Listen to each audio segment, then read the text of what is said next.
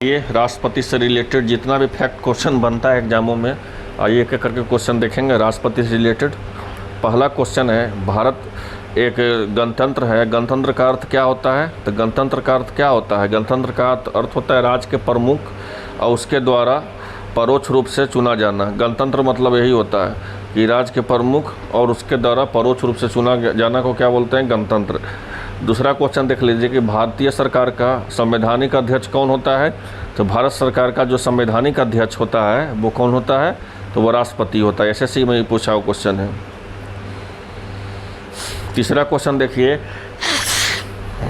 कि भारतीय संविधान का अभिरक्षक कौन होता है? कि अभिरक्षक मतलब हो गया कॉन्स्टिट्यूशन का, जो मतलब कि उसका कॉन्स्टिट्यूशन से ही देश चलना है, उससे कॉन्स्टिट्यूशन से छेड़छाड़ ना हो, तो उसका अभिरक्षक कौन होता है? तो भारत के संविधान का अभिरक्षक जो होता है भारत का राष्ट्रपति होता है। चौथा क्वेश्चन देख लीजिए, संविधान का कौन सा अनुच्छेद कहता है कि भारत का एक राष्ट्रपति होगा? तो वो 52वां अनुच्छेद कहता है। कौन कहता है? तो 52वां अनुच्छेद कहता है। आर्टिकल 52 संविधान के किस अनुच्छेद के अंतर्गत राष्ट्रपति संघीय मंत्रिपरिषद की सलाह मानने के लिए बाध्य है? तो इसका मतलब हुआ कि संविधान के ऐसा कौन सा अनुच्छेद है जो संघीय मंत्रिपरिषद की सलाह मांगने के लिए बाध्य है? तो वह है अनुच्छेद 74। कौन है? अनुच्छेद 74। पाँचवा छठा है कि राष्ट्रपति का निर्वाचन किस प्रकार से होता है? तो राष्ट्रपति का जो निर्वाचन होता है वो कैसे होता है? अप्रत्यक्ष रूप से होता है। सातवां देख लीजिए, राष्ट्रपति के चुनाव में कौन भाग लेता है? तो राष्ट्रपति के चुनाव में कौन भाग लेता है? तो राष्ट्रपति के चुनाव में दोनों सदनों में निर्वाचित सदस्य भाग लेते हैं। निम्नलिखित में से कौन सा राष्ट्रपति के निर्वाचन का भाग है परंतु उसे अभियोग अधिकरण का भाग नहीं है? तो अभियोग अधिकरण का भाग कौन नहीं है? तो इसका हो जाएगा राज्यसभा के और विधानसभा और राज्यसभा के विधान परिषद है। मतलब कि कौन सा राष्ट्रपति का निर्वाचन का भाग है परंतु अब महाभियोग का भाग नहीं है? तो यही है राज्यों का विधानसभा और राज्यों का विधान परिषद। भारत के राष्ट्रपति का चुनाव कितने वर्षों में होता है? तो वो होता है 5 वर्षों में। नेक्स्ट क्वेश्चन है कि भारत के राष्ट्रपति बनने के लिए उम्मीदवार को न्यूनतम आयु कितना चाहिए? तो न्यूनतम आयु 35 वर्ष चाहिए। राष्ट्रपति बनने के लिए कौन सा योग्यता होनी चाहिए? तो राष्ट्रपति बनने के लिए वो 35 वर्ष की आयु होनी चाहिए। राज्यसभा का सदस्य चुने जाने का योग्य होना चाहिए। नेक्स्ट क्वेश्चन है कि एक व्यक्ति राष्ट्रपति पद के लिए अधिकतम कितनी बार निर्वाचित हो सकता है? तो कोई स्पष्ट प्रावधान नहीं है। भारत के राष्ट्रपति का पद एवं गोपनीयता की शपथ कौन दिलाता है? तो भारत के राष्ट्रपति का पद और गोपनीयता का शपथ जो है दिलाता है कौन? तो भारत के मुख्य न्यायाधीश द्वारा।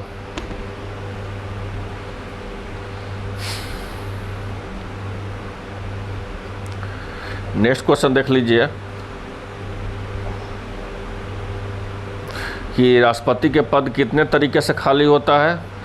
तो कार्यकाल समाप्त होने पर, त्यागपत्र देने पर और सिर्फ महाभियोजन शुरू होने पर। तो ये कार्यकाल जब समाप्त होता है तब खाली होता है, त्यागपत्र देता है तब खाली होता है। तो इसका ए और बी हो जाएगा।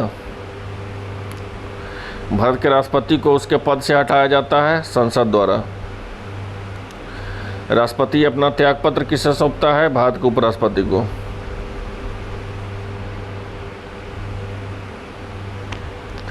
राष्ट्रपति का महाभियोग की प्रक्रिया किस देश के संविधान से ली गई है? तो अमेरिका से। किससे ली गई है? तो अमेरिका से। संविधान के किस अनुच्छेद में राष्ट्रपति पर महाभियोग की प्रक्रिया का उल्लेख है? तो अनुच्छेद 61, आर्टिकल 61। भारत राष्ट्रपति संविधान के किस अनुच्छेद के अंतर्गत अध्यादेश जारी करता है? तो अनुच्छेद 123। राष्ट्रपति निम्नलिखित में से किस सूची में विषय का अध्यादेश जारी करता है? तो कह रहा है कि राष्ट्रपति निम्न में से किस सूची के विषय में अध्यादेश जारी करता है? तो संघ और समवर्ती सूची।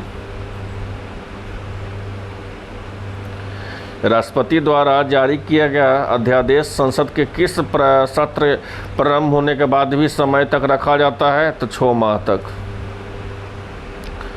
नामांकन के समय राष्ट्रपति पद के उम्मीदवार को जमानत के तौर पर कितना रुपया जमा करना पड़ता है? तो 15,000। ये पूछा हुआ यूपी पीसीएस में क्वेश्चन है।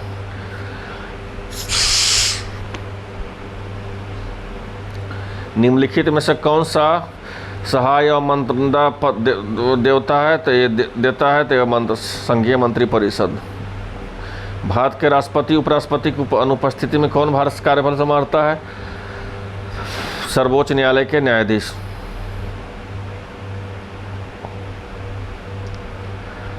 राष्ट्रपति लोकसभा को भंग कर देता है तो प्रधानमंत्री के सलाह पे।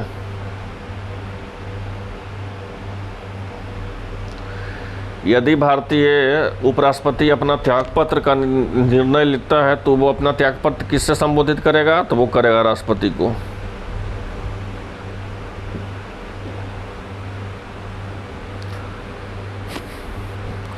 राष्ट्रपति राज्यपाल की नियुक्ति किसकी सलाह से करता है?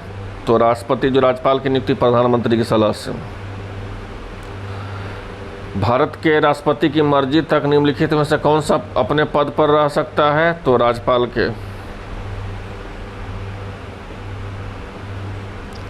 राष्ट्रपति को लोकसभा में किन 2 सदस्यों में मनोनीत करने का अधिकार है? तो किसे है? तो अल्पसंख्यक के नहीं, एंग्लो इंडियन के है, एंग्लो इंडियन। राष्ट्रपति राज्यसभा के कितने सदस्यों का मनोनयन करता है? तो राष्ट्रपति जो है राज्यसभा के 12 सदस्यों का मनोनयन करता है। भारत के संघ राज्य क्षेत्रों का प्रशासन किसके द्वारा संचालित किया जाता है? तो राष्ट्रपति द्वारा।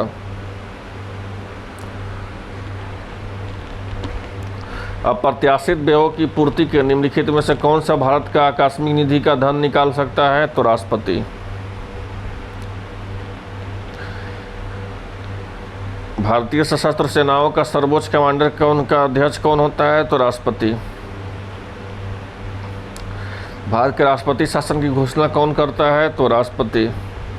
राज्य के राष्ट्रपति शासन का घोषणा। किन राज्य में राष्ट्रपति शासन कितने समय के लिए रह सकता है? तो तीन बार रह सकता है। किस समय के लिए? किसी विधि के प्रश्न पर सर्वोच्च न्यायालय परामर्श देने का अधिकार है राष्ट्रपति को।